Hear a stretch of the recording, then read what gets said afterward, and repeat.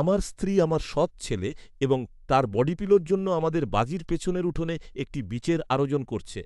সব শুরু হয়েছিল যখন আমি কাপস কাচ্ছিলাম। আমি খেয়াল করলাম আমার ২৩ বছর বসি সৎ ছেলের কাছে একটি বালিশের খাপ আছে, যাতে একটি কার্টুন মেয়ের ছবি আঁকা।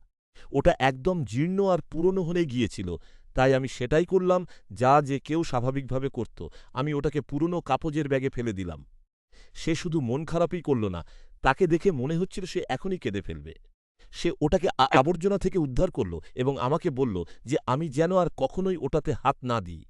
তারপর তার মা সামনে এলো। ওটা যে কেবল এক টুকরো কাপজ তা তাকে বলার পরিবর্তে সে পুরো বিকেলটা তার ঘরে তাকে শান্ত করতে ব্যয় করল। আমি থেরাপির কথা বলেছিলাম। আমি একজন বয়স্ক মানুষ, কিন্তু আমি জানি কখন কার পেশাদার সাহায্যের প্রয়োজন হয়। কিন্তু ইন্টারনেটে এই ওয়াইফু সংস্কৃতি সম্পর্কে যত জানলাম, আমার তত বেশি মনে হলো যে আমি যদি এটা না জানতাম। এখন এটা চরম পর্যায়ে পৌঁছেছে। আমার সৎ ছেলে সিদ্ধান্ত নিয়েছে যে সে সত্যিই ওই বালিশটাকে বিয়ে করতে আর আমার স্ত্রী, সে শুধু তাকে প্রশ্রয়ই দিচ্ছে না, সে আমাদের বাজির পেছনের উঠোনে এই অনুষ্ঠানের জন্য একজন ক্যাটারার নিয়োগ করছে। আমি এটা পারব না। এক টুকরো কাপজের সাথে একজন মানুষের জীবন উৎসর্গ করার দৃশ্য আমি দেখতে পারব না। যখন তারা তাদের এই বিশেষ দিনটি উদযাপন করবে, আমি তখন মিশিগানে পরিবারের সাথে দেখা করতে যাব। আমি কিছুতেই সেখানে থাকতে পারব না।